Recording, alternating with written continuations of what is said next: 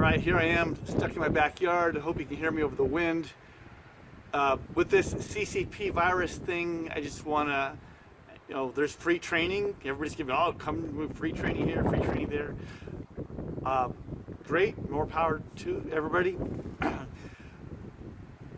I thought what I'd do is share a scan share case study. Now, the way scan share case studies work is there's a group of local guys where I live who, they do the case studies and then they get money for doing case studies, and I help with technical stuff. In this case, I was asked, they're all stressing over a lot of stuff, and so they asked me if I could just do this for them, and so I thought, yeah, I can do that, but if I'm going to do it, it has to be shared. It's got to be public. It can't, I have a full-time job, which I want to keep and I really like because it's a really great job.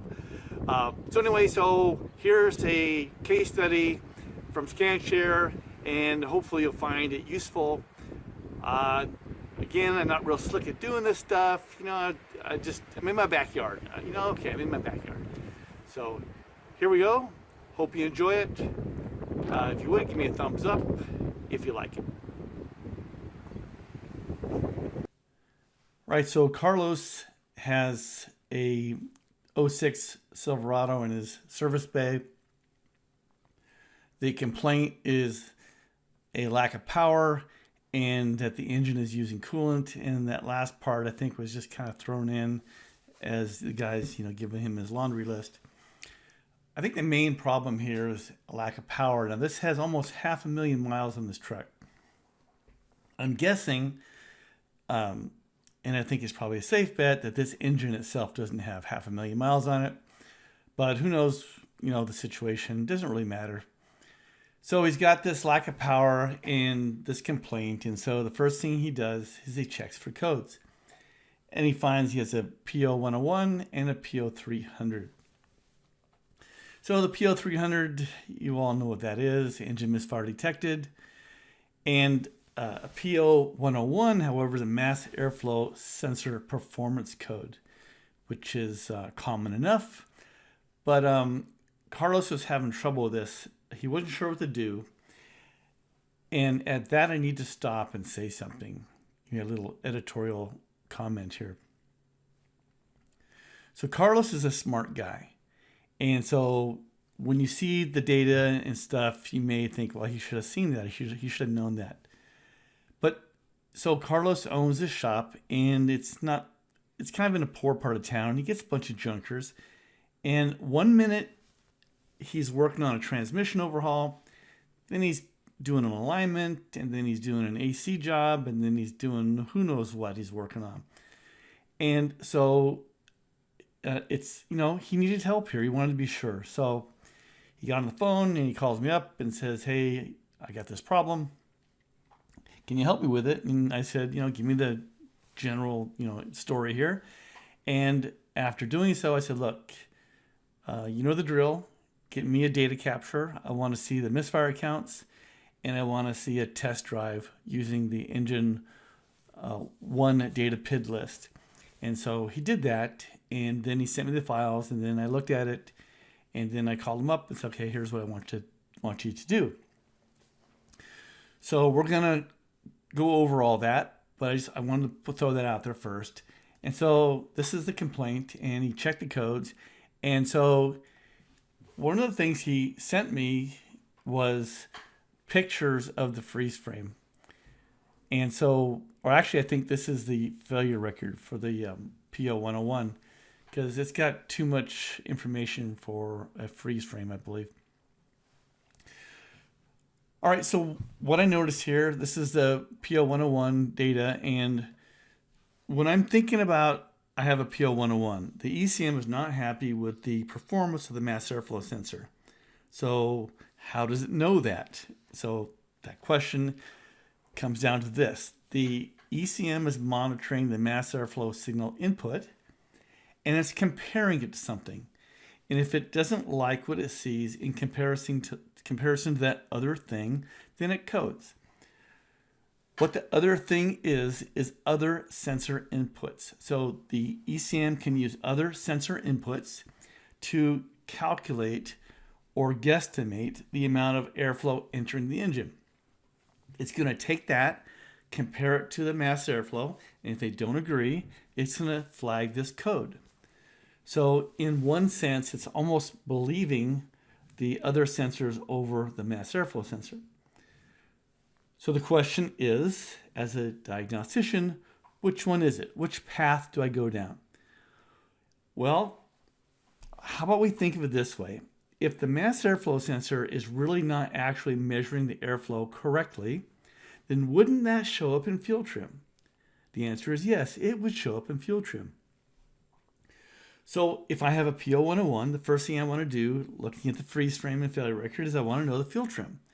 If the fuel trim is very positive or very negative, when this code sets, then I'm thinking the mass airflow is not, it's either failing internally or it's measuring incorrectly for one reason or another. If the fuel trim is moderate, then probably what is happening is it's the other inputs that are the problem. So let's consider what we have here. On the second row here, we have on the left-hand side, short-term fuel trim bank 2, 6, long-term fuel trim bank 2, 24. Total trim for bank 1 is the sum of those numbers. So total trim at this point in time on bank 2 is 30%. That's a pretty healthy, or unhealthy actually, correction. However, and so at first it's like, aha, there it is, another mass airflow sensor, a dime a dozen. We see these all the time. But then if you look at bank 1, short-term trim bank 1 is -3, long-term is 0. So the total trim correction on bank 1 is -3. And so I know this is just one point in time, but this is pointing to an issue. So right off the bat, I'm already suspicious. There's something else going on here. And so for that, we need to look at data. So let's do that. Carlos drove this truck and captured the data for two different PID lists, the misfire PID list and the engine 1 PID list. Let's look at the engine 1. All right, so scan share is going to default to the first 4 PIDs. Let's go ahead and change that because I want you to see something. We have a capture and we kind of need to know what's happening here. The first thing I want you to notice is that we have a little over 1,800 frames. We have 1,867 frames. Let's just think of it in terms of 1,800 frames. So how much time is that? Well, these frames are 200 milliseconds apart. And I know that because I've looked at the data files a million times over the years. So at 200 milliseconds apart, if we divide by 5, it gives us the seconds on the capture. If we divide that number by 60, we know how many minutes are on the screen. So we have a little more than 6 minutes of time on the screen. I want to introduce a little editorial comment here. If you're capturing data for analysis, please put time on the screen. It's free, doesn't cost you anything to put more time on the screen. And if you put more time on the screen, you make the capture more valuable, and anybody you call or ask for help can help you better. So we're going to look at history count, misfire counts, and we're going to look at current misfire counters. Let's clear this list here, and we're going to go, I hate when that happens. There we go. History counts on 1, 2, 3, and 4. What the heck, let's put them all up there. More the merrier, but we got to change the setting here. Put this on 8. And we put this point to point. All right, so a little crowded, but we can get them all on there.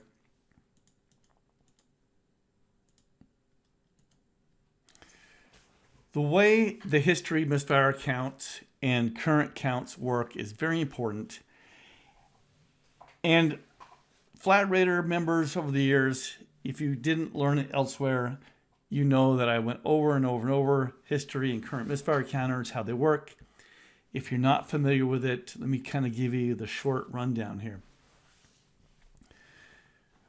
Before we do that, though, let's just look at the numbers. So the history counts are anytime the ECM monitors a block of time for misfire counts, if they're high enough, those numbers get dumped into the history counters, and history counters grow and grow and grow. So if you want the overall view of how this thing is running and which cylinders are misfiring, we look at the history counters. So cylinder 1, we have 1900 counts. 2, we have 0.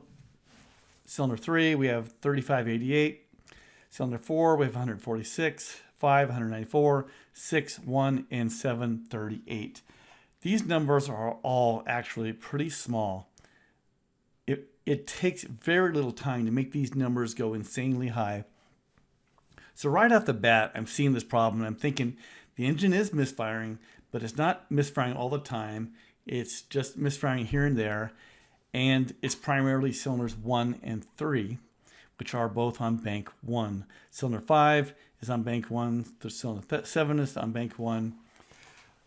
And so this should kind of already tie into what we looked at earlier with the fuel trim on bank 1 and bank 2. So it's already kind of telling us something. So let's talk for a moment about how history and current misfire counters work. So to do that, we're going to clear over all these PIDs here. Go to engine speed, and we're going to look at misfire cycles. All right, so a misfire cycle, what is that? The ECM is monitoring misfires in 200 engine revolution blocks. And that's not always the same. That's a thing GM's been doing for years. The newer stuff is probably a little different, but that's what's happening here. So every 200 engine revolution blocks is 100 engine cycles. And so we're monitoring that 100 engine cycles in a misfire cycle block. The misfire cycle block, in this case here, goes from 0 to 99 and then resets. Then it goes to 0 to 99 and resets. 0 to 99 and resets. Now, during that time, the ECM is monitoring the misfires for cylinders. So let me see if I can go find that block again. Let's go somewhere in here. So looking at this center PID here, this misfire cycles in red, you can see as it climbs up, it goes from 0 to 99 and down, and 0 to 99 and down. And during that time, it's monitoring each cylinder for its misfires. And here you can see, let me move my cursor over here. Where I have the cursor, we're at cycle number 72 in our 200 revolution block of 100 engine cycles. And we can see cylinder 1 is misfired 70 times. We got to be careful with that.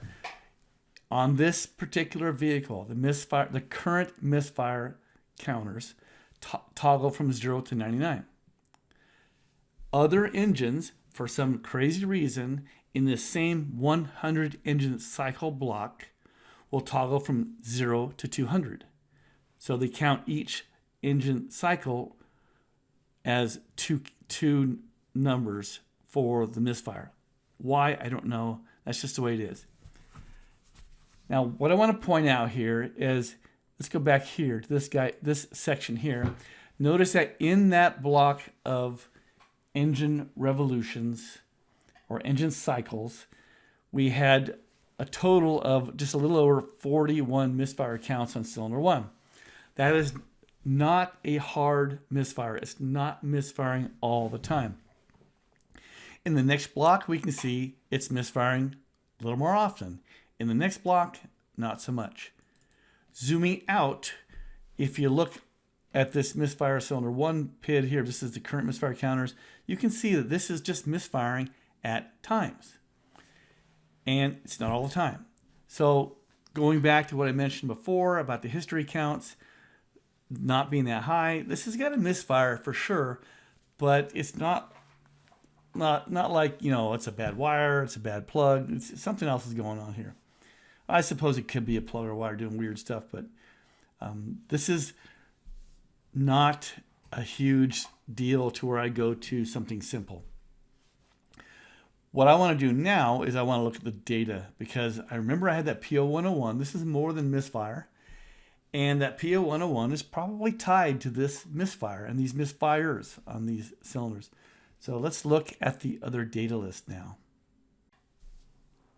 This now is a different PID list. We're looking at, if you look at the data here, we are now looking at the engine data 1 list, which is usually the most useful PID list.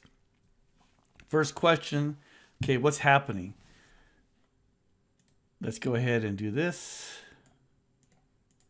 All right, so we now know that the engine is being driven, or the vehicle has been driven, because we can see the vehicle speed here on the bottom.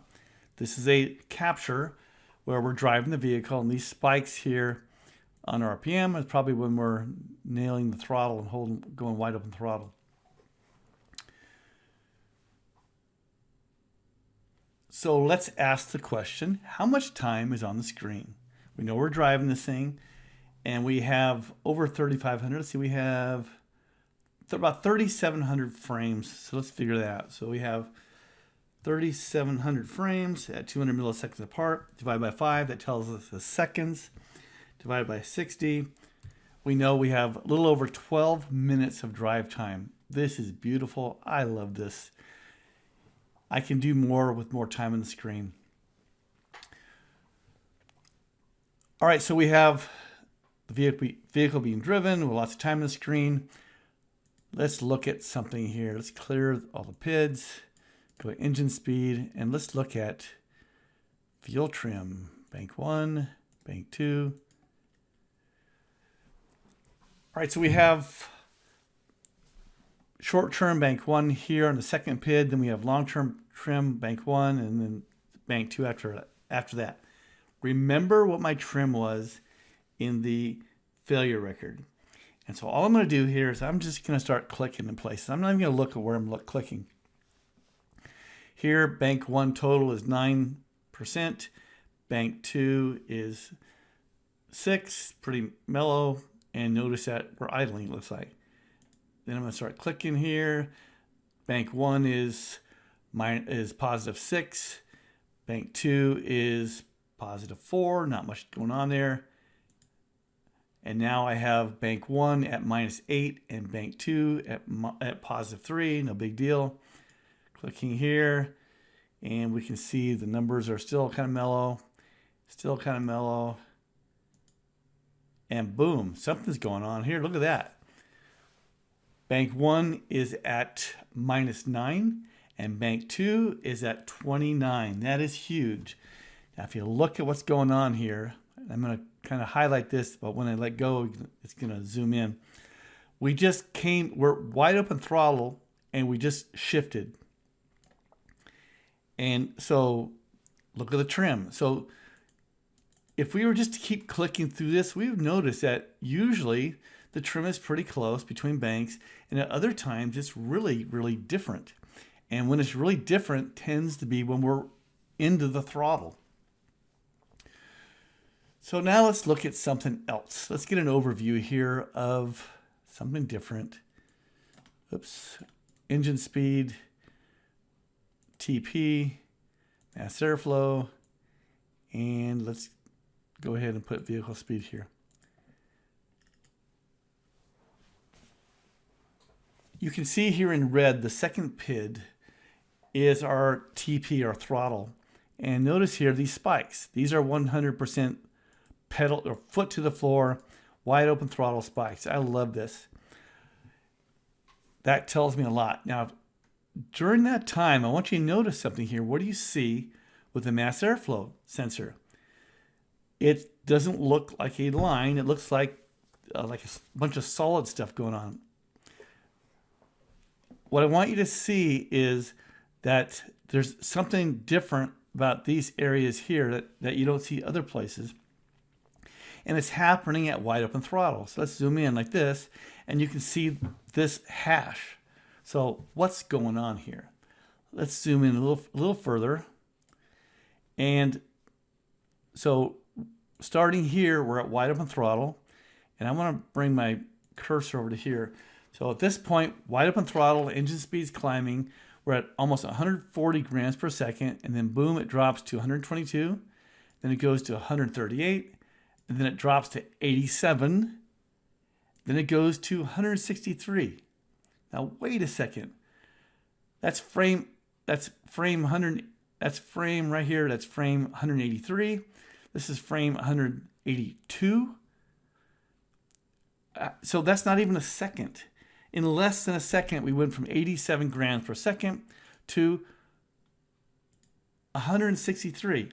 I'm sorry, that's not happening. That can't happen in reality. So something crazy is going on with the mass airflow sensor signal.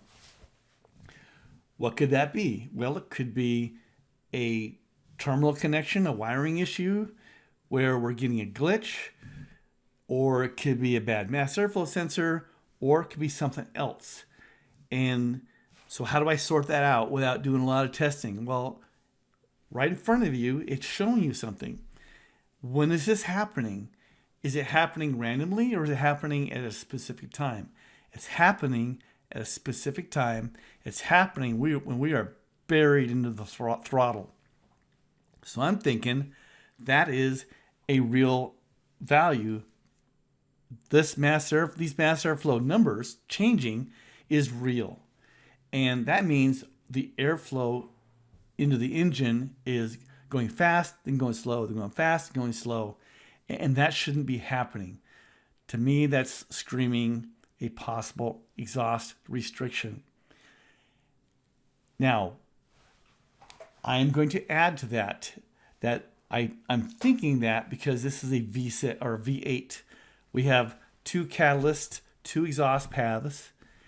If this was a single catalyst system where we just have one pipe, we wouldn't see this necessarily if we have a restricted bank or a problem in the engine. But this is, to me, it's screaming I have a flow issue, and it's a specific bank. Now, if you remember in the beginning, we have the P0101, and on our failure record, we had, let me go ahead and pull this up. There we go. And here you can see that bank 2 has 30% correction to the fuel delivery, and bank 1 has almost no correction. So bank 2 is not getting the fuel it needs, and bank 1 is perfectly happy. These two, this all fits together. If we have a restricted bank 1, this could cause this issue. Now think about it. The mass airflow sensor reads the air coming in. It says I have X amount of air, and so I need X amount of fuel to match it.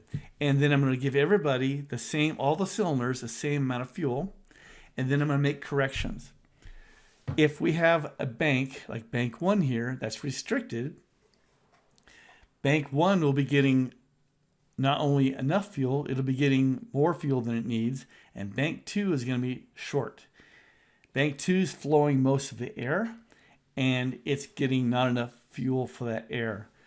So putting this all together, I suggested to Carlos, I said, look, do me a favor.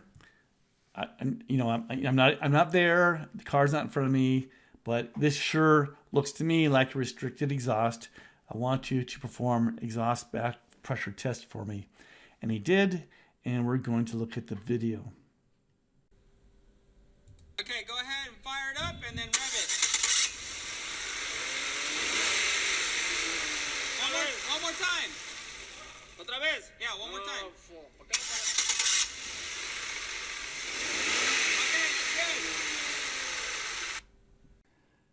All right, so there you go. I wasn't there. I got a good recording, a couple good recordings from Carlos.